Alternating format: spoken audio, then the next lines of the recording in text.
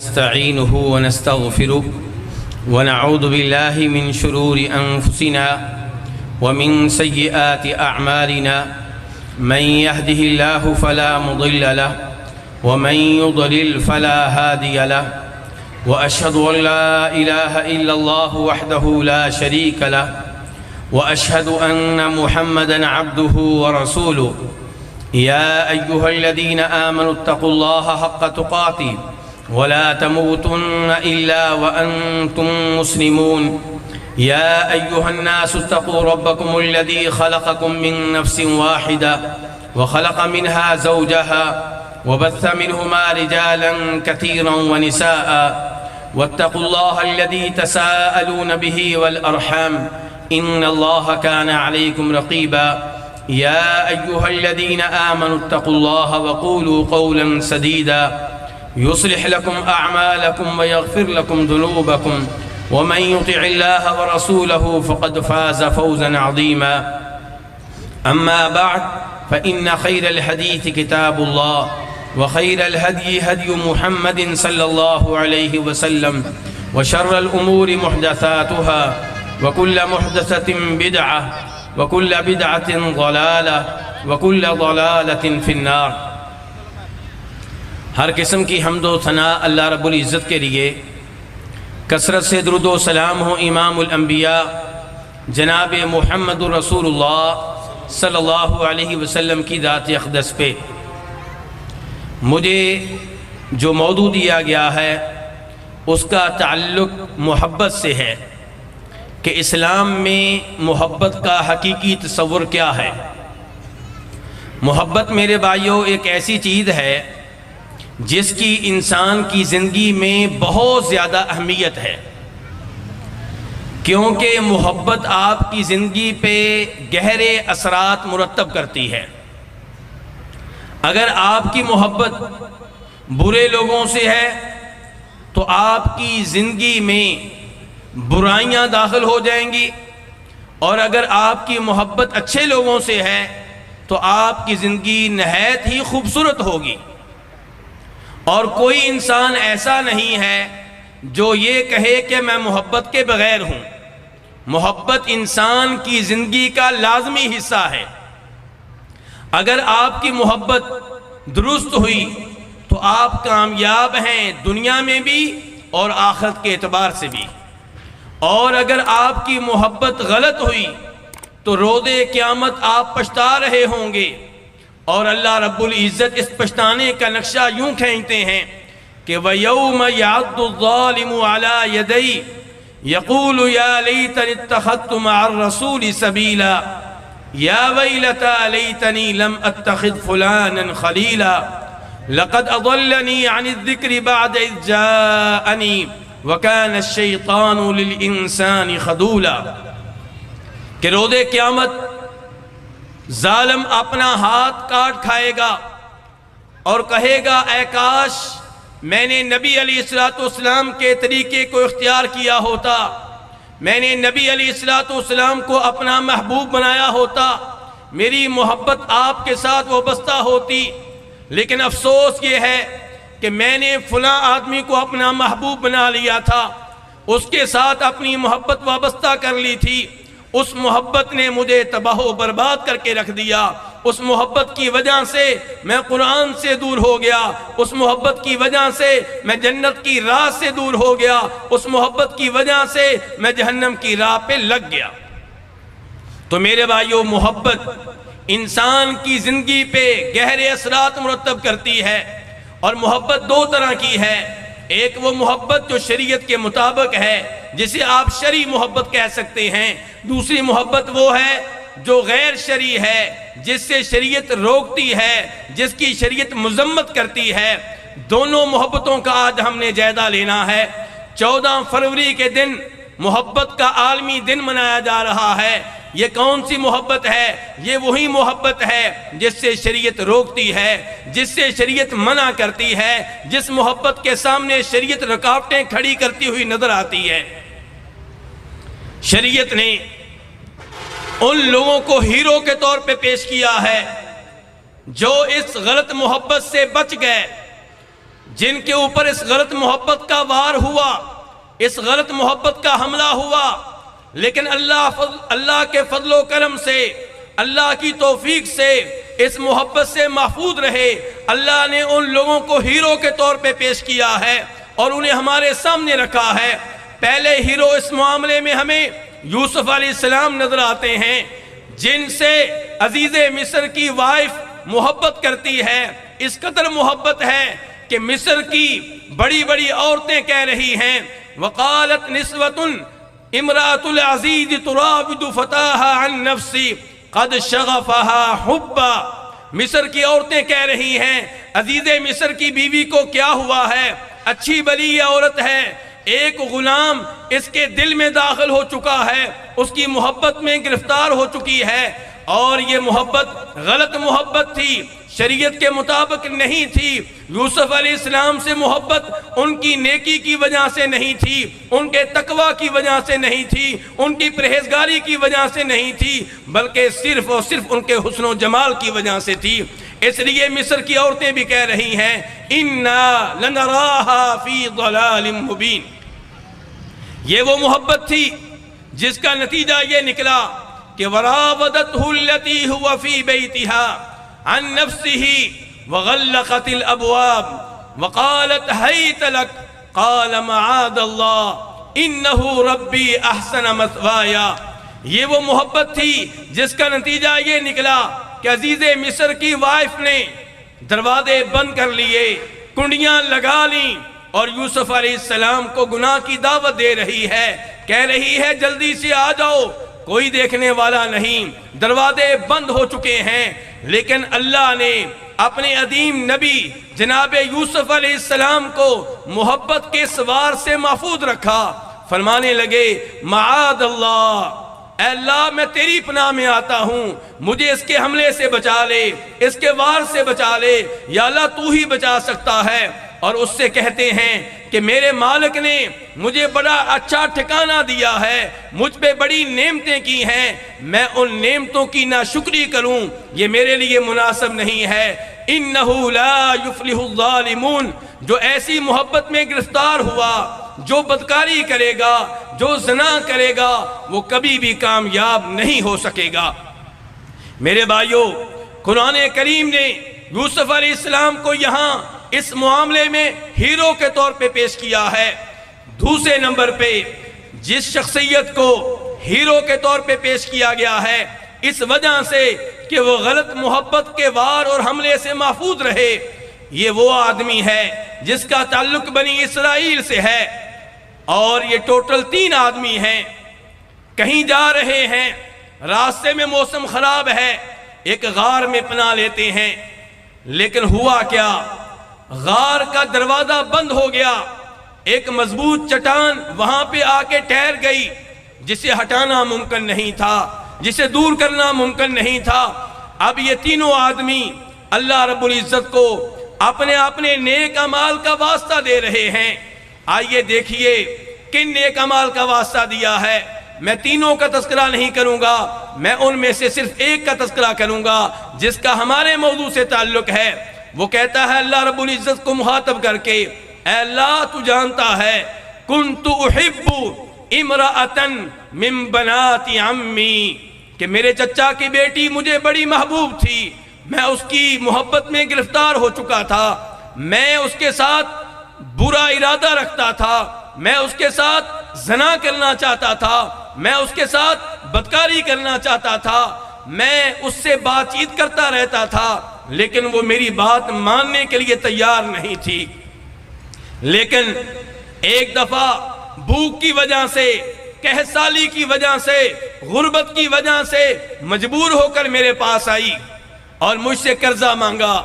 میں نے کہا قرضہ نہیں، تمہیں ہدیہ کے طور پہ، تحفہ کے طور پہ 100 دینار دوں گا، لیکن میری خواہش پوری کر دو۔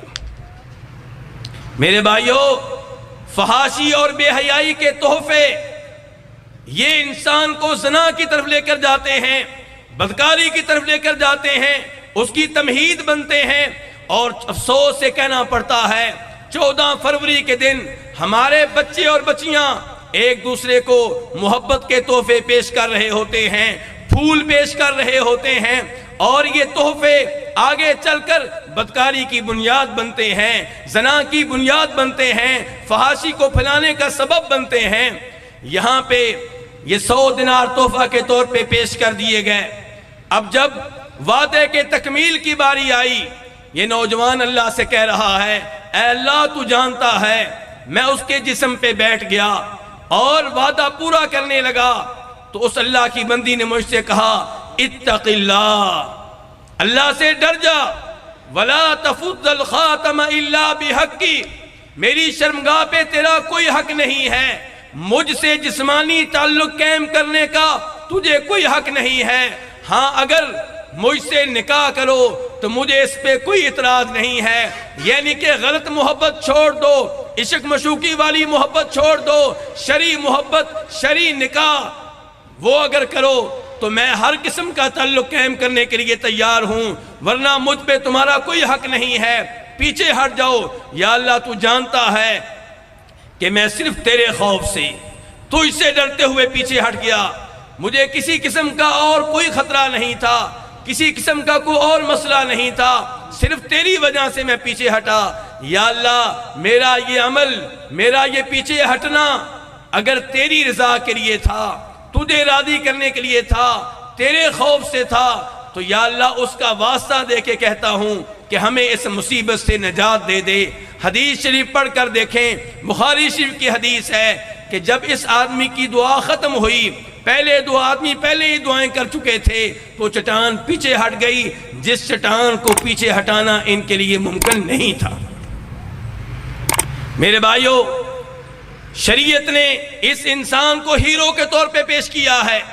نبی علیہ السلام نے اس کا واقعہ صحابہ کرام کے سامنے کیوں رکھا، اور آج بھی علماء کرام یہ واقعہ کیوں پیش کرتے ہیں؟ کیونکہ اس آدمی نے بڑا عظیم کارنامہ سر انجام دیا ہے۔ غلط محبت غلط نتیجے کی طرف لے جا رہی تھی، لیکن اللہ کے خوف سے پیچھے ہٹ گیا اور غلط محبت کو ترک کر دیا، تو قرآن و حدیث نے اس کو ہیرو کے طور پہ پیش کیا ہے۔ میرے بھائیوں، غلط محبت سے نوجوان بچ جائے، غلط محبت سے ہماری بیٹیاں اور بہنیں بچ جائیں، اس کے لیے قرآن و حدیث نے بہت سی تعلیمات دی ہیں۔ اس غلط محبت سے بچانے کے لیے قرآن و حدیث نے بہت سے احکام بیان کیے ہیں، چند ایک کی طرف اشارہ کروں گا۔ پہلے نمبر پہ قرآن و حدیث سے یہ پتہ چلتا ہے کہ نوجوان اور ہماری نوجوان بیٹیاں آپس میں دوستی قائم کریں، قرآن و حدیث میں اس کی اجازت نہیں ہے، چاہے اس دوستی کو پاکیزگی کا نام دیا جائے، جو بھی آپ نام دے لیں، قرآن و حدیث میں ایسی دوستی کی کوئی گنجائش نہیں ہے۔ اللہ رب العزت سورہ مائدہ میں ارشاد فرماتے ہیں والمحصنات من المؤمنات والمحصنات من الذين اوتوا الكتاب من قبلكم اذا آتيتموهن اجورهن محصنين غیر مصافحین ولا متخذی اخدان، کہ تمہیں مومن لڑکیوں سے شادی کرنے کی اجازت ہے، لیکن اس مومن لڑکی سے جو پاک دامن ہو، جو پاکیزہ ہو، جو بدکار نہ ہو، جو آوارہ نہ ہو، اور یہودی لڑکی سے، عیسائی لڑکی سے بھی نکاح کرنے کی اجازت ہے، لیکن ہر یہودی لڑکی سے نکاح کرنے کی اجازت نہیں ہے۔ میرے بھائی یہ مسئلہ دھیان سے سنیے گا، پبلک یہ سمجھتی ہے کہ شاید آپ کسی بھی عیسائی لڑکی سے شادی کر سکتے ہیں، کسی بھی یہودی لڑکی سے شادی کر سکتے ہیں۔ آج ہمیں ایسی خبریں سنائی جاتی ہیں کہ یہ لڑکی امریکہ سے چلی، پاکستان آئی، کاموں کی کہ فلاں نوجوان سے شادی کر لی، اسلام قبول کیا، مسلمان ہو گئی، نکاح ہو گیا، یا کہا جاتا ہے کہ وہاں سے آئی اور اسلام قبول نہیں کیا، لیکن چونکہ یہودی ہے، عیسائی ہے، اس لیے نکاح کرنا درست ہے۔ نہیں میرے بھائی، قرآن کریم دھیان سے پڑھیے، اللہ تعالیٰ کہہ رہے ہیں اس یہودی لڑکی سے، اس عیسائی لڑکی سے نکاح کرنے کی اجازت ہے جو آوارہ نہ ہو، جو بدکار نہ ہو، جو زنا کرنے والی نہ ہو، جو دوستیاں قائم کرنے والی نہ ہو۔ فرمایا ان سے نکاح کرنے کی اجازت ہے، دوستیاں لگانے کی اجازت نہیں ہے۔ آج شیطان ہمیں دھوکہ دیتا ہے، کوئی مسئلہ نہیں، میری دوستی بڑی پاکیزہ ہوگی، میں اس سے غلط تعلقات قائم نہیں کروں گا۔ میرے بھائی، یہ سوچ شیطان کا وار ہے، یہ سوچ شیطان کا حملہ ہے، یہ سوچ شیطان کا وسوسہ ہے، اور نوجوان اس میں مبتلا ہوتا ہے، اور بالآخر شیطان اس نوجوان کو آخری نتیجے تک لے کر جاتا ہے، زنا تک لے کر جاتا ہے، بدکاری تک لے کر جاتا ہے، اور پھر اس زنا اور بدکاری کی وجہ سے کئی قتل ہو جاتے ہیں۔ کبھی لڑکی کا خامن قتل ہوتا ہے، چاہے وہ لاہور کی کسی مسجد کا امام ہو، اور کبھی کیا ہوتا ہے، 4 بچوں کی ماں کو قتل کر دی جاتا ہے، کس لیے کہ اس نے میرے ساتھ بے وفائی کی ہے۔ میرے بھائیوں، شریعت کی تعلیمات، شریعت کی پابندیاں یہ لوگوں کو قتل ہونے سے بچاتی ہیں، لوگوں کے ایمان کو بچاتی ہیں، لوگوں کے دین کو محفوظ رکھتی ہیں۔ یہ کون سی پابندیاں ہیں آپ کے سامنے رکھنا چاہوں گا۔ ایک پابندی یہ ہے کہ شریعت بے حیائی سے روکتی ہے۔ شریعت چاہتی ہے کہ سارے مسلمان با حیا ہوں، اپنے اندر حیا کی صفت کو مزید پیدا کریں، اس سے مزید بڑھاوا دیں، نہ یہ کہ بے حیا بن جائیں اور شرم و حیا کو ختم کریں۔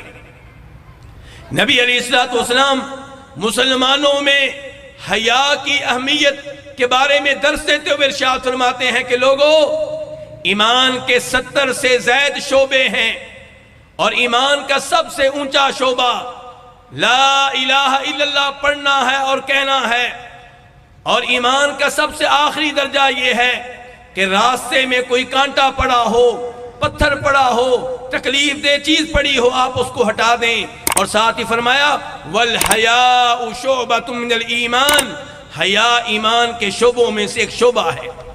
شریعت چاہتی ہے سارے مسلمان با حیا ہوں، انہیں شرم آئے کہ میں اس لڑکی سے بات کروں گا تو میرے والد صاحب کیا کہیں گے، محلے دار کیا کہیں گے، رشتہ دار کیا کہیں گے، اور شیطان چاہتا ہے کہ حیا باقی نہ رہے، سب بے شرم ہو جائیں، سب بے حیا ہو جائیں، سب کے سامنے لڑکی بات کرے ٹیلی ویژن پہ آ کے کہ فلاں لڑکا میرا دوست ہے، اور یہ بات کرتے ہوئے اسے شرم نہ آئے، اور لڑکا یہ کہے فلاں لڑکی میری دوست ہے، اور یہ بات کرتے ہوئے اسے شرم نہ آئے۔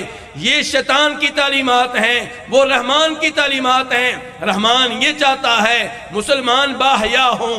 نبی علیہ السلام ایک مرتبہ 2 آدمیوں کے پاس سے گزرے، دونوں بھائی تھے، ایک بھائی دوسرے بھائی کی بےزتی کر رہا تھا، تم کیا ہر وقت شرماتے رہتے ہو، اس حیا نے، اس شرم نے تمہیں بڑا نقصان پہنچایا ہے۔ تو پیارے حبیب علیہ السلام نے ارشاد فرمایا دعہو، اس کو اس کی حالت پہ رہنے دو، اس میں حیا برقرار رہنے دو، حیا ایمان کا حصہ ہے۔ کیا تم اسے بے حیا بنانا چاہتے ہو، بے شرم بنانا چاہتے ہو؟ میرے بھائیو، 14 فروری کے دن لڑکے کا غیر لڑکی کو پھول پیش کرنا، لڑکی کا غیر لڑکے کو پھول پیش کرنا، یہ اعلیٰ درجے کی انتہا کی بے حیائی ہے، بے غیرتی ہے، بے شرمی ہے۔ اس کی وجہ سے لوگ دینی لحاظ سے، ایمان کے لحاظ سے کمزور ہوتے چلے جا رہے ہیں۔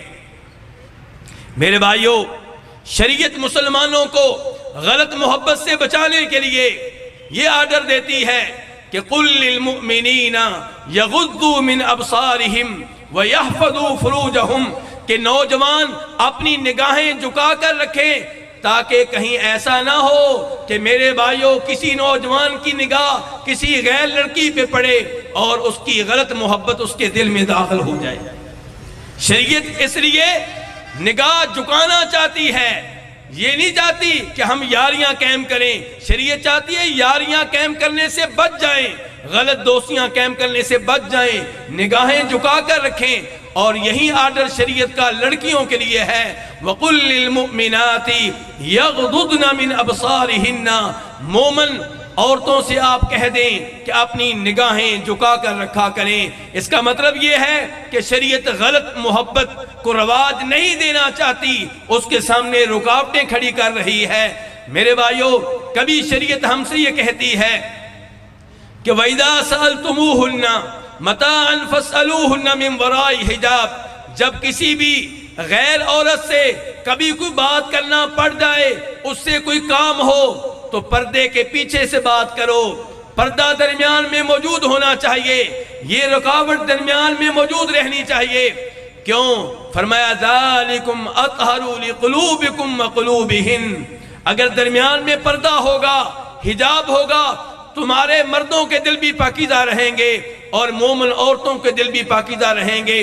پتہ چلا اگر پردہ اٹھ جائے، پردہ ختم ہو جائے تو دل پاکیزہ نہیں رہتے، چاہے لوگ کہتے رہیں جی اصل پردہ دل کا ہوتا ہے، اصل پردہ آنکھ کا نہیں ہوتا، دل کا ہوتا ہے۔ میرے بھائیوں، یہ جملہ بھی شیطان کا دھوکہ ہے، یہ جملہ بھی لبرل لوگوں کی طرف سے ہے۔ کوئی ایسا مسلمان جو نبی علیہ السلام پہ صحیح معنوں میں ایمان رکھتا ہے، وہ شریعت کے مقابلے میں یہ جملہ کبھی استعمال نہیں کرے گا کہ ابو بکر صدیق کا دل پاکیزہ نہیں تھا، انہیں حکم ملا کہ کسی غیر عورت سے بات کریں تو پردے کے پیچھے سے کریں۔ کیا ام المومنین عائشہ کا دل پاک نہیں تھا؟ انہیں حکم ملا کسی غیر مرد سے بات کریں تو درمیان میں حجاب ہونا چاہیے، پردہ ہونا چاہیے۔ اللہ رب العزت ایک اور مقام پر ارشاد فرماتے ہیں، یا ایھا النبی قل لازواجک وبناتک ونساء المؤمنین یدنین علیہن من جلابیبہن ذالک ادنی ان یعرفن فلا یؤذین۔ کہ اے نبی علیہ السلام، آپ اپنی بیویوں سے کہہ دیں، آپ اپنی بیٹیوں سے کہہ دیں، آپ مومن عورتوں سے کہہ دیں کہ اپنے اوپر بڑی چادر لیا کریں، چادر لٹکا کر رکھا کریں۔ کیوں یا اللہ؟ کس لیے؟ فرمایا اس لیے تاکہ پردہ کر کے عورت گھر سے باہر نکلے، ہر لڑکے کو سمجھ آ جائے کوئی شریف زادی جا رہی ہے، کوئی مومن عورت جا رہی ہے، کوئی چھیڑنے کی جرت نہ کرے، کوئی دوستی لگانے کی کوشش نہ کرے، کوئی اس کی طرف رکا نہ پھینکے، کوئی اس سے فون نمبر نہ مانگے۔ ذالک ادنی ان یعرفن فلا یؤذین۔ پردہ بے حیائی سے بچاتا ہے، پردہ بغیرتی سے بچاتا ہے، پردہ ایمان کو محفوظ کرتا ہے، پردہ عزتوں کو محفوظ کرتا ہے۔ بے پردہ لڑکیاں کئی دفعہ باپ کی عزت کو خاک میں ملا دیتی ہیں، لیکن وہ لڑکیاں جو حجاب میں ہوتی ہیں، پردے میں ہوتی ہیں، وہ بائیوں کی عزت کو بھی بچاتی ہیں، باپ کی عزت کو بچاتی ہیں، پوری برادری کی عزت کو بچاتی ہیں۔ جناب عبداللہ ابن عباس اس آیت کی تفسیر میں فرماتے ہیں کہ اس آیت کا مطلب یہ ہوا کہ جب کوئی بھی عورت گھر سے باہر نکلے تو بڑی چادر لے لیا کرے، اس کے جسم کا کوئی بھی حصہ نظر نہ آئے سوائے ایک آنکھ کے، اس کے جسم کا کوئی بھی حصہ نظر نہ آئے سوائے ایک آنکھ کے۔ میرے بھائیوں، یہ ہے شریعت کی تعلیمات۔ ان سے اندازہ کیجئے کہ کیا شریعت اس غلط محبت کو پسند کرتی ہے یا اس کی مذمت کرتی ہے یا اس سے روکتی ہے، اس کے سامنے رکاوٹیں کھڑی کرتی ہے۔ میرے بھائیوں، اس غلط محبت سے بچانے کے لیے کبھی قرآن حکیم میں یہ حکم نازل ہوتا ہے، فَلَا تَخْضَعْنَ بِالْقَوْلِ فَيَطْمَعَ الَّذِي فِي قَلْبِهِ مَرَضٌ وَقُلْنَ قَوْلًا مَعْرُوفًا۔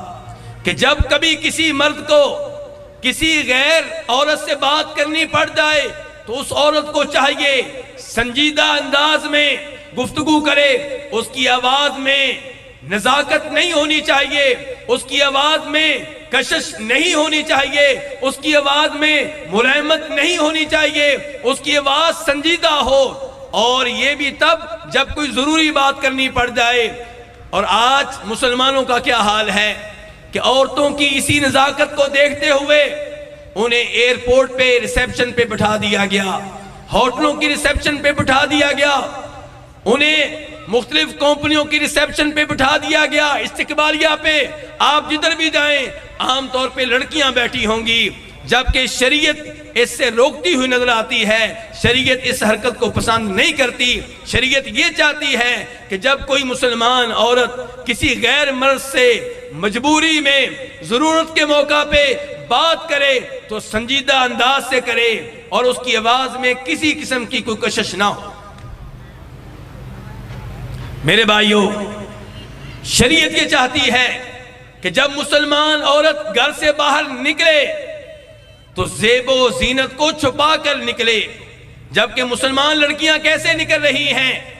گھر میں سادگی سے رہیں گی، خامند کے لیے سادہ بن کر رہیں گی، خامند کی خاطر منہ نہیں دھوئیں گی، خامند کی خاطر لباس تبدیل نہیں کریں گی، لیکن جب بازار جانے لگتی ہیں، جب غیر مردوں کو چہرہ دکھانا ہوتا ہے تب میک اپ کر کے جاتی ہیں، جبکہ اللہ تعالیٰ فرماتے ہیں وَلَا تَبَرَّجْنَ تَبَرُّجَ الْجَاهِلِيَّةِ الْأُولَى، اے مسلمان عورتوں، زمانہ کفر کی عورتوں کی طرح گھر سے اس انداز سے نہ نکلا کرو کہ تم نے زیب و زینت کا اہتمام کر رکھا ہو اور زیب و زینت کا اظہار کر رہی ہو، ایسا نہیں ہونا چاہیے۔ میرے بھائیوں، قرآن کا یہ حکم بھی عورتوں کو غلط محبت سے روکتا ہے، نوجوانوں کو غلط محبت کے وار اور حملے سے محفوظ کرتا ہے۔ کاش مسلمان ان تعلیمات کے اوپر توجہ دیں، ان تعلیمات کے اوپر دھیان دیں اور اس کے اوپر عمل کرنے کا عزم کریں۔ میرے بھائیوں، نبی علیہ السلام غلط محبت سے بچانے کے لیے ارشاد فرماتے ہیں ایاکم والدخول علی النساء، کہ جہاں پہ کوئی عورت بیٹھی ہے آپ وہاں پہ نہ جائیں۔ کسی بھی مرد کو غیر عورت کے ساتھ تنہائی میں بیٹھنے کی، خلوت میں بیٹھنے کی اجازت نہیں ہے۔ کسی بھی لڑکی کو غیر مرد کے ساتھ، دیور کے ساتھ، جیٹھ کے ساتھ، بہنوئی کے ساتھ خلوت میں، تنہائی میں بیٹھنے کی اجازت نہیں ہے۔ کسی بھی لڑکے کو تنہائی اور خلوت میں چچا کے بیٹے کے ساتھ بیٹھنے کی اجازت نہیں ہے۔ پھپھو کے بیٹا، اس کے ساتھ آپ تنہائی میں نہیں بیٹھ سکتی۔ ایسے ہی دیگر جو آپ کے رشتہ دار ہیں، شریعت کے احکام اس معاملے میں بالکل صاف صاف ہیں۔ فرماتے ہیں نبی علیہ السلام لا یخلون رجل بامرأۃ، کوئی بھی مرد کبھی بھی کسی کی عورت کے ساتھ تنہائی میں، خلوت میں نہ بیٹھے۔ اور دوسری جگہ آپ خبردار کرتے ہیں کہ جب بھی کوئی مرد کسی عورت کے ساتھ تنہائی میں بیٹھتا ہے، خلوت میں بیٹھتا ہے، وہاں پہ تیسرا شیطان ہوتا ہے۔ جب بھی کوئی مرد کسی عورت کے ساتھ اپنے گھر کے کسی کمرے میں، کسی آفس کے کمرے میں، بند گاڑی میں تنہائی میں بیٹھے گا، خلوت میں بیٹھے گا، شیطان اپنے حملے کرے گا۔ شیطان ان میں غلط محبت ڈالنے کی کوشش کرے گا، شیطان ان میں عشق معشوقی پیدا کرنے کی کوشش کرے گا، شیطان ان کو گناہ کی طرف لے کر جائے گا۔ کیوں؟ کیونکہ وہ ہمارا دشمن ہے۔ ان الشیطان لکم عدو فاتخذوہ عدوا، اللہ رب العزت ارشاد فرماتے ہیں شیطان تمہارا دشمن ہے اور اسے اپنا دشمن سمجھتے رہو، اس کی دشمنی کو یاد رکھو، اس کے وار سے، اس کے حملے سے، اس کے وسوسے سے بچنے کی کوشش کرتے رہو۔ میرے بھائیوں، غلط محبت سے بچانے کے لیے نبی علیہ السلام نے کسی بھی عورت کو خامد یا محرم کے بغیر سفر کرنے سے منع کیا ہے۔ کاموں کی سے لاہور کا سفر، کاموں کی سے اسلام آباد کا سفر، کاموں کی سے کراچی کا سفر محرم کے بغیر، خامند کے بغیر کرنے کی کسی بھی مسلمان لڑکی کو اجازت نہیں ہے۔ چاہے وہ سفر شاپنگ کے لیے ہو، چاہے کسی شادی میں شریک ہونا مقصود ہو، چاہے تعلیم کے نام پہ ہو، چاہے پکنک کے لیے ہو، چاہے ڈاکٹر بننے کے نام پہ ہو، چاہے انجینئر بننے کے نام پہ ہو، کبھی بھی ایسا سفر کرنے کی اجازت نہیں ہے۔ جب نبی علیہ السلام نے یہ مسئلہ بیان کیا، بخاری شریف کی حدیث ہے، ایک صحابی کھڑے ہو گئے، کہنے لگے اللہ کے رسول علیہ السلام میرے لیے کیا حکم ہے؟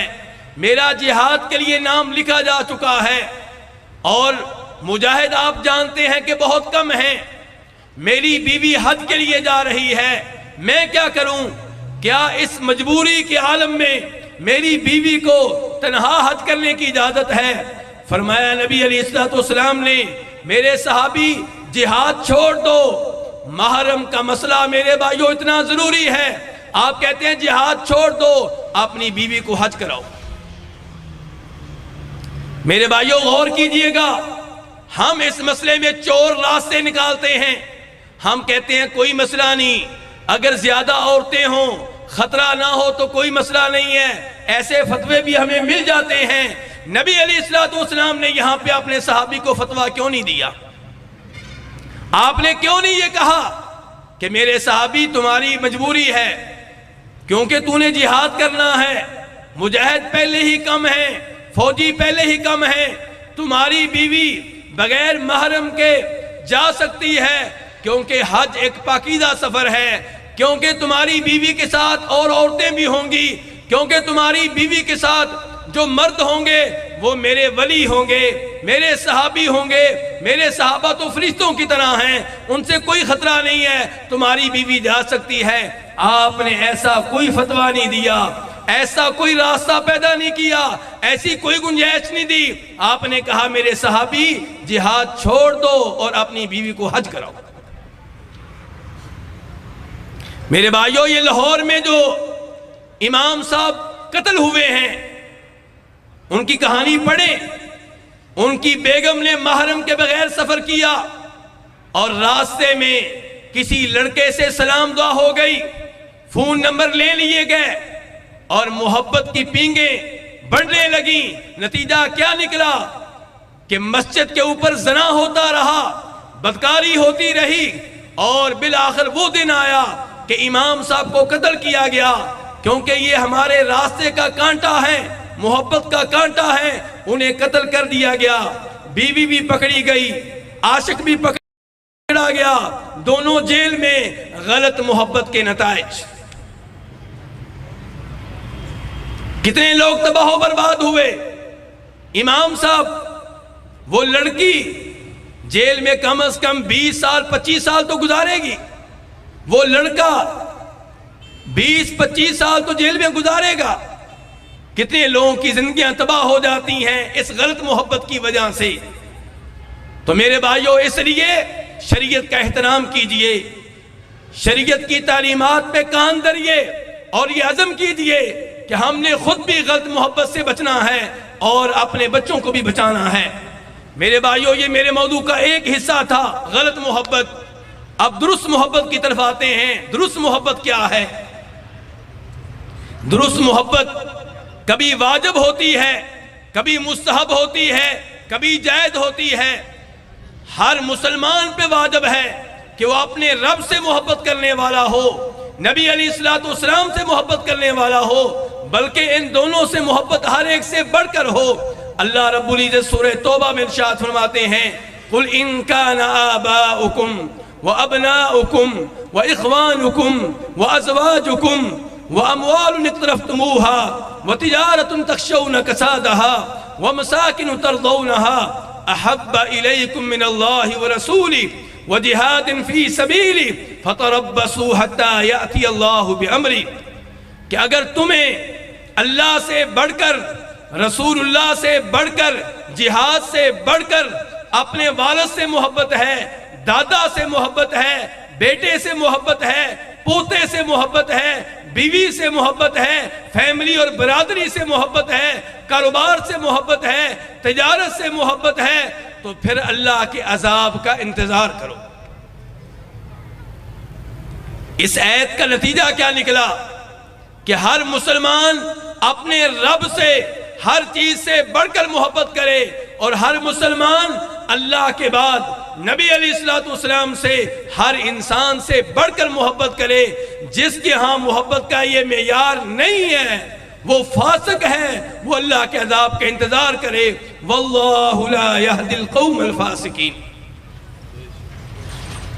میرے بھائیوں، محبت کے بغیر کوئی زندہ نہیں رہ سکتا، لیکن محبت کا رخ درست ہونا چاہیے.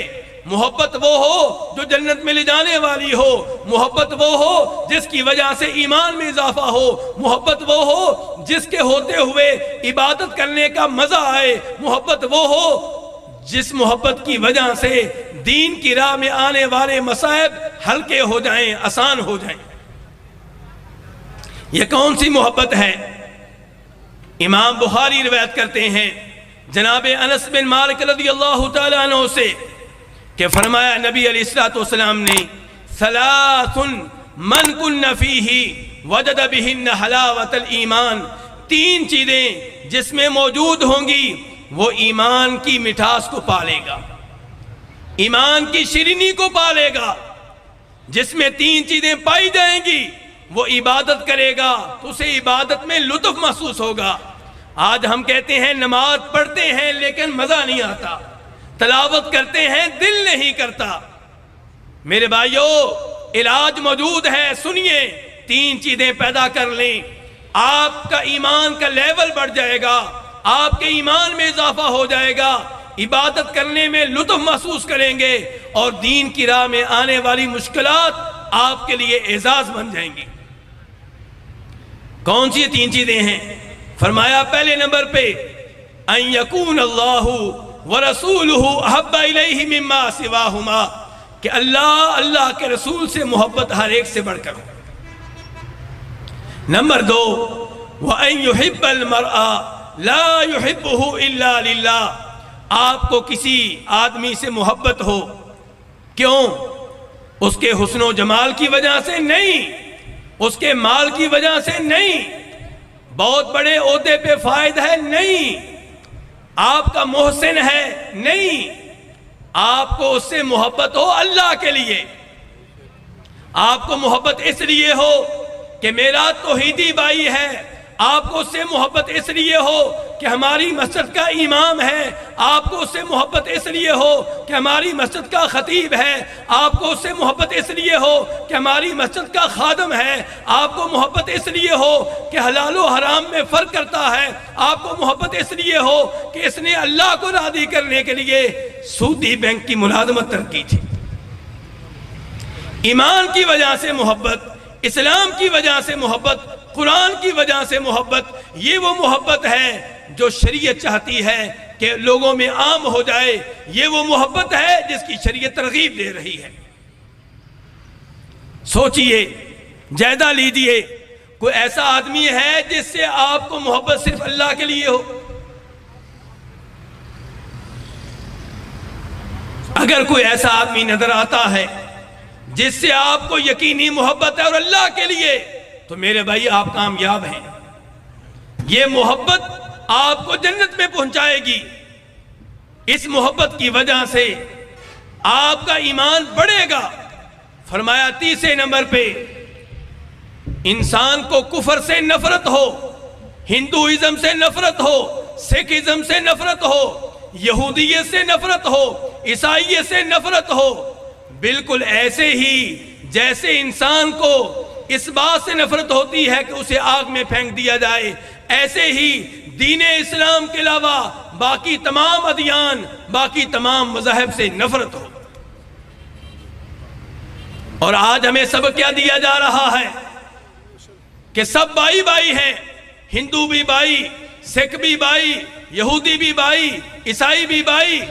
جبکہ قرآن و حدیث کا مطالعہ کریں تو آپ کو پتہ چلے گا کہ مسلمانوں کے علاوہ ہر ایک کے ساتھ بغض رکھنا ضروری ہے۔ اللہ تعالیٰ فرماتے ہیں لا تجدو قوما یؤمنون باللہ والیوم الآخر یوادون من حاد اللہ ورسولہ، کوئی ایسا مسلمان نہیں ہو سکتا جس کے دل میں کافروں کے بارے میں بغض نہ ہو، عداوت نہ ہو۔ اس کا مطلب یہ نہیں ہے کہ آپ ان پہ ظلم کریں، اس کا مطلب یہ نہیں ہے کہ آپ ان کافروں پہ حملے کریں جن کا کوئی قصور نہیں ہے، جو ویزا لے کر آپ کے ملک میں آئے ہیں، جو آپ کے ملک میں سفارتکاری کے لیے آئے ہیں، اس کا یہ مطلب نہیں ہے۔ لیکن دل میں نفرت ہونی چاہیے۔ البتہ آپ ان سے تعاون کر سکتے ہیں، اخلاق کے ساتھ پیش آئیں، وہ قرضہ مانگے آپ قرضہ دے سکتے ہیں، وہ گھر بنا رہے ہو آپ تعاون کر سکتے ہیں، لیکن اس وجہ سے دل میں ایک نفرت بھی ہو کہ یہ توحید کے اوپر نہیں ہے، یہ میرے رب کا منکر ہے، یہ میرے رب کے ساتھ شرک کرتا ہے، ان کا مذہبی معاملہ ہو تو آپ تعاون کرنے سے انکار کر دیں۔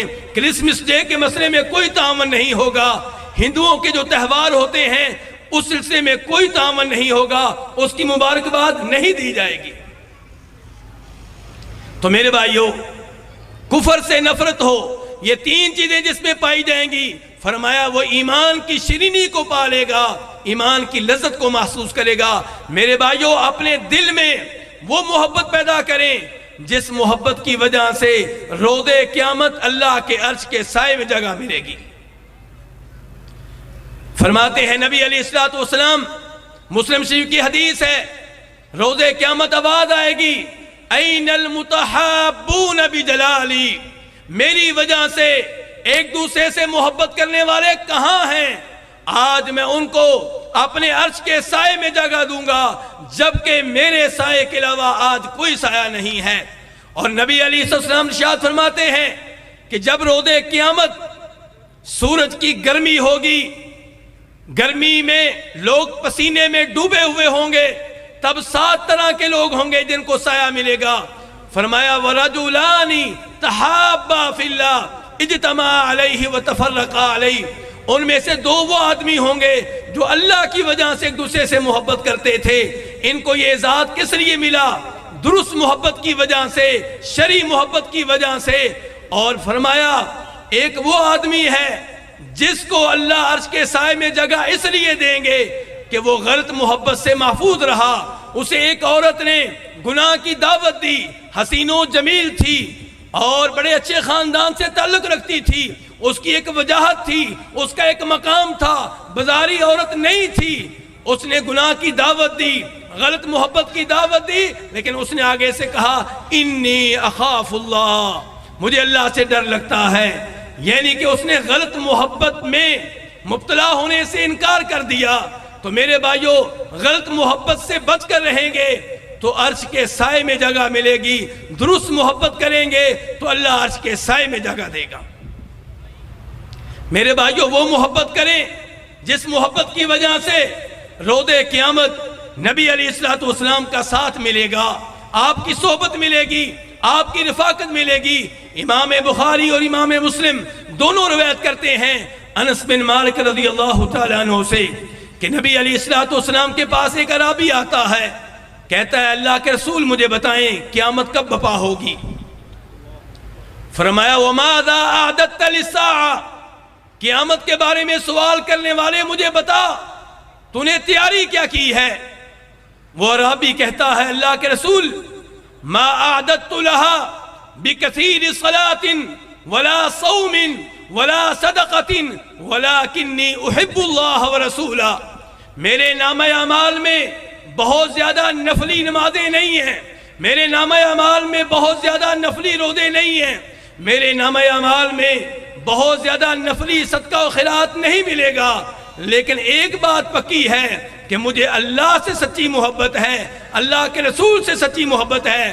فرمایا نبی علیہ السلام نے خوشخبری دیتے ہوئے فَإِنَّكَ مَعَ مَنْ أَحْبَبْتَ، تجھے اگر مجھ سے محبت ہے تو یہ اصول ذہن میں رکھو، جس سے جس کو پیار ہوگا، جس سے جس کو محبت ہوگی، روز قیامت اسی کا ساتھ ملے گا۔ میرے بھائیوں سوچئے آپ کے بچے کو محبت کس سے ہے؟ گلوکاروں سے، کنجروں سے، اداکاروں سے؟ کیا آپ پسند کریں گے کہ آپ کے بچے روز قیامت اداکاروں کے ساتھ ہوں، کنجروں کے ساتھ ہوں، مراسیوں کے ساتھ ہوں، گلوکاروں کے ساتھ ہوں، آوارہ کھلاڑیوں کے ساتھ ہوں؟ اپنے بچے کے دل میں وہ محبت پیدا کیجئے جو محبت صحابہ کرام سے تعلق رکھتی ہے، انبیاء کرام علیہم السلام سے تعلق رکھتی ہے۔ جناب انس بن مالک کہتے ہیں کہ یہ حدیث سن کے ہمیں بڑی خوشی ہوئی کہ جس کو جس سے محبت ہوگی روز قیامت اسی کے ساتھ ہوگا۔